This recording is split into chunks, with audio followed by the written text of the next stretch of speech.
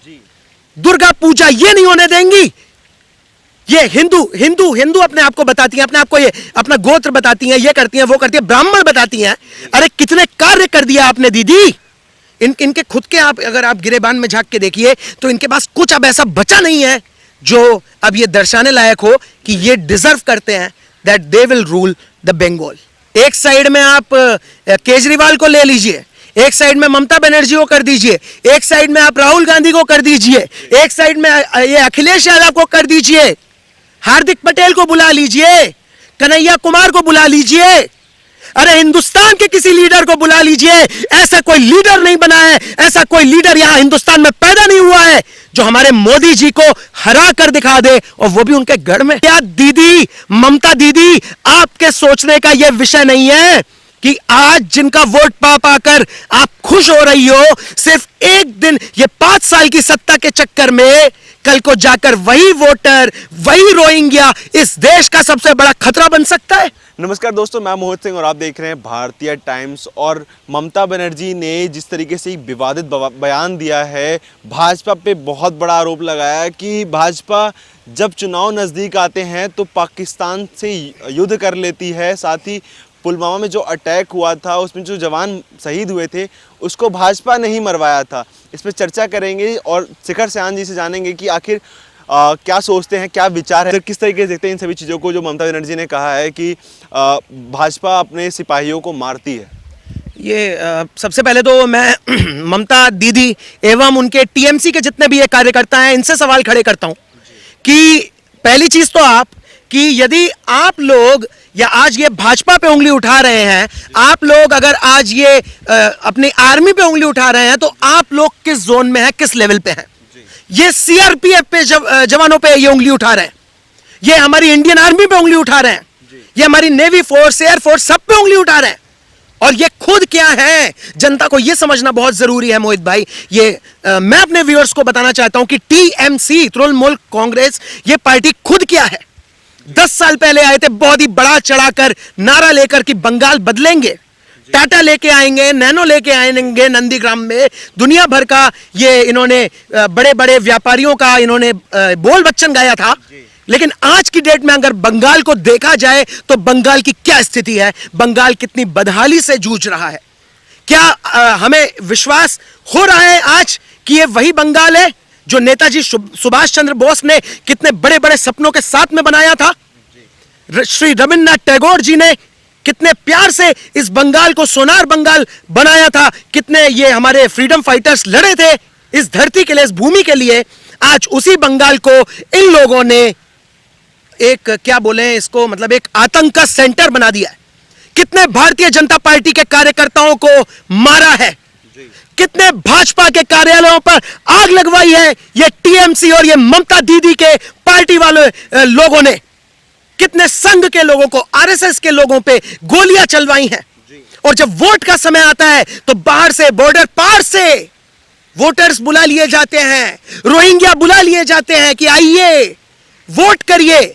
लेकिन क्या दीदी, ममता दीदी, आपके सोचने का यह विषय नहीं है कि आज जिनका वोट पा पाकर आप खुश हो रही हो, सिर्फ एक दिन ये 5 साल की सत्ता के चक्कर में कल को जाकर वही वोटर, वही रोहिंग्या इस देश का सबसे बड़ा खतरा बन सकता है। दुर्गा पूजा ये नहीं होने देंगी। ये हिंदू हिंदू हिंदू अपने आप को बताती हैं, अपने आप को ये अपना गोत्र बताती हैं, ये करती हैं, वो करती हैं, ब्राह्मण बताती हैं। अरे कितने कार्य कर दिया आपने दीदी।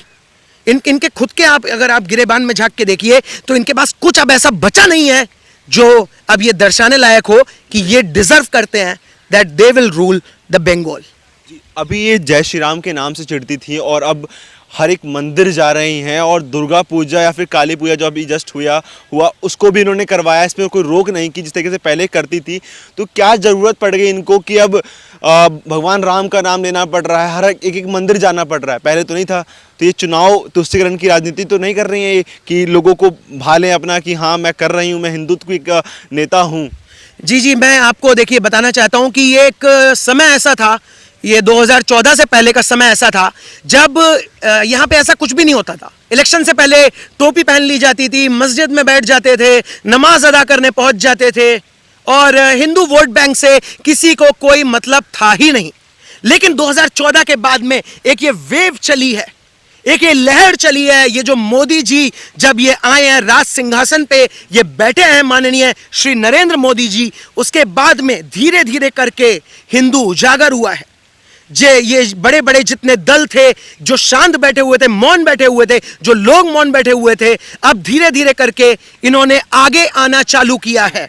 चाहे वो आरएसएस हो, चाहे वो बजरंग दल हो, चाहे वो एबीवीपी हो, चाहे कितने भी बड़े बड़े ये हमारे दल हो गए, चाहे वो ये तो अभी आया है राम मंदिर का फैसला जो है जल्दी 1-2 साल पहले आया है, लेकिन इसी आधार पर भारतीय जनता पार्टी की सत्ता आई थी, पूरे देश में इनकी सरकार बनी थी, सिर्फ मंदिर के आधार पर, क्योंकि हिंदुओं को भरोसा था कि जिस हिसाब से हिंदू प्रताड़ित हो रहा था, अब वो हिंदू आज का नहीं है जिसे ये लोग प्रताड़ित कर पाएंगे।